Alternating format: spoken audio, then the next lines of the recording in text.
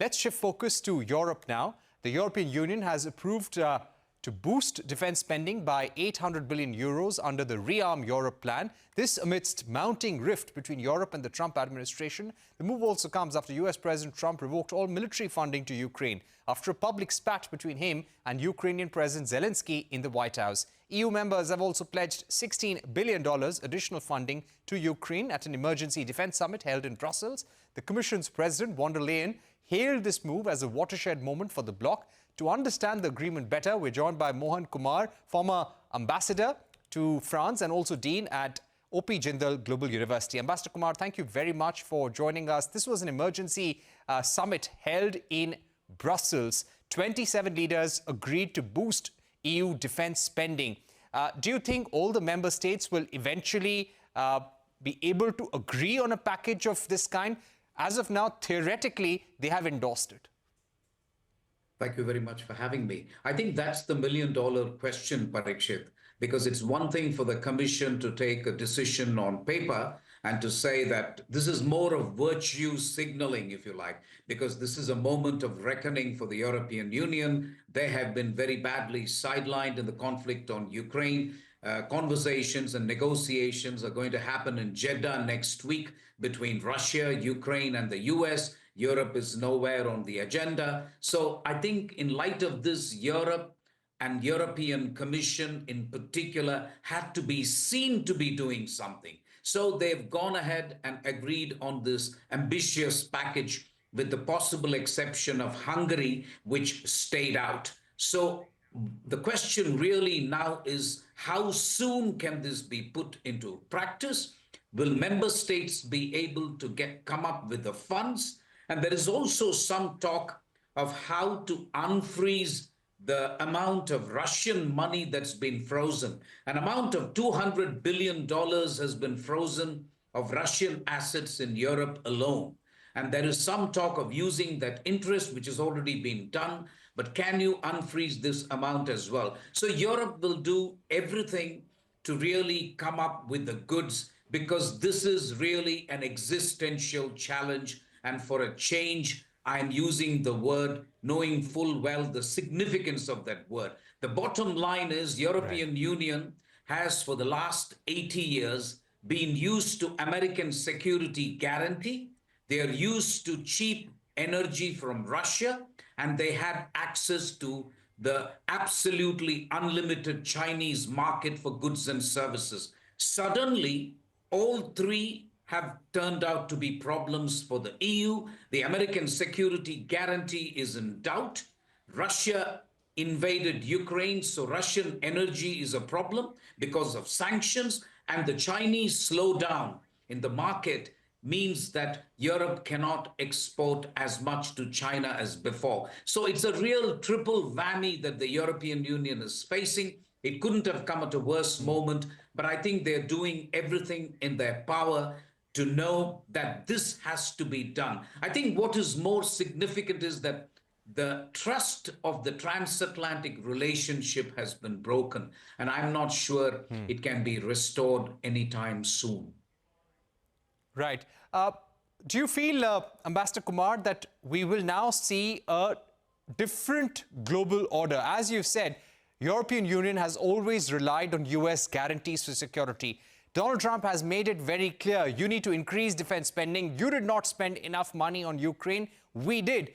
When you have a president of this kind who is saying that the European Union has been screwing us, with those kind of statements in the backdrop, is it quite clear that Europe and European countries are now on their own, and we are going to see a very different global order in the next 5 to 10 years? Without a doubt. I think any analyst, any observer of the geopolitical scene today will have to say that the old liberal international order is dead. There is no way you can revive the liberal international order. What is not clear is that we will eventually move to a multipolar world order. The question is, what kind of a multipolar world order? Will there be rules of the game? How many poles will you have? Who will occupy those poles? After all, European Union was expected to occupy a pole, but will they be able to do it?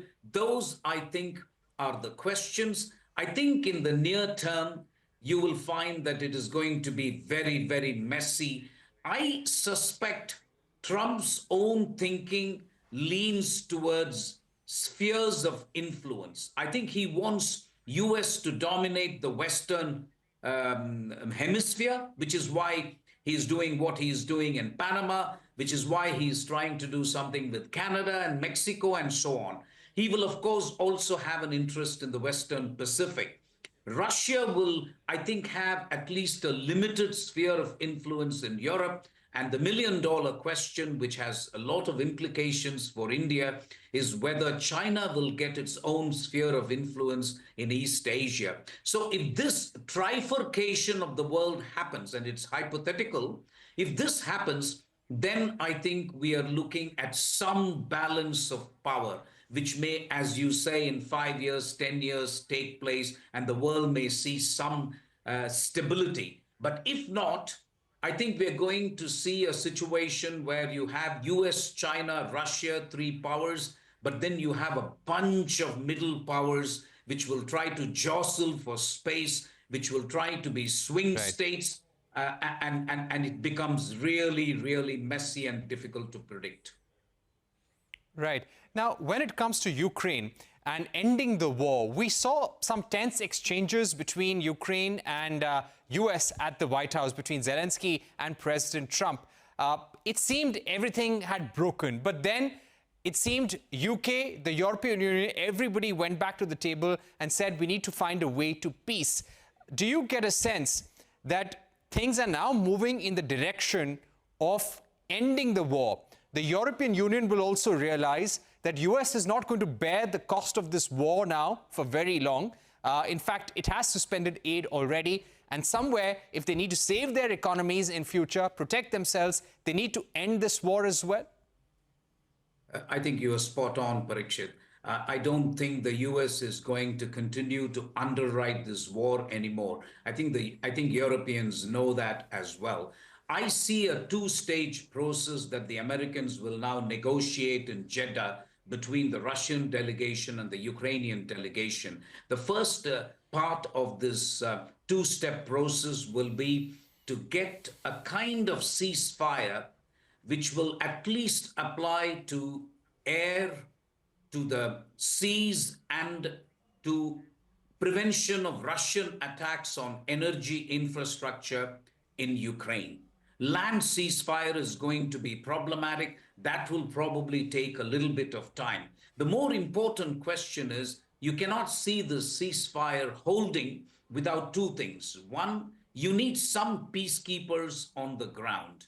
And the European countries like France, but also UK, which is not part of EU, but is still European, both countries have said we will put peacekeepers on the ground in Ukraine to guard the peace. Russian Foreign Minister Lavrov has categorically rejected this and said they will not accept peacekeepers. So that part of the deal is yet to be negotiated. Meanwhile, there is a discussion of nuclear deterrence in Europe. Germany says to France that I think we would like your nuclear deterrence to be extended to us. That completely changes the equilibrium in France, in Europe, and to Russia. Predictably, the Russians have said this is an important threat for us if the nuclear deterrence of France is made available to allies in Europe. So all in all, you are seeing a Europe in flux. You are seeing a Europe which has been actually completely unloaded into uncertainty because of the Trump administration, and you're seeing Europe that's pretty much on its own, as you said. All right, Ambassador Kumar, we've completely run out of time, but thank you very much for joining us on the program, giving us your view on the fast-changing global order and few choices that Europe has now been left with. With that, it's a wrap on this edition of Global Eye. Thank you for watching. Stay tuned to CNBC TV 18 for more news and updates.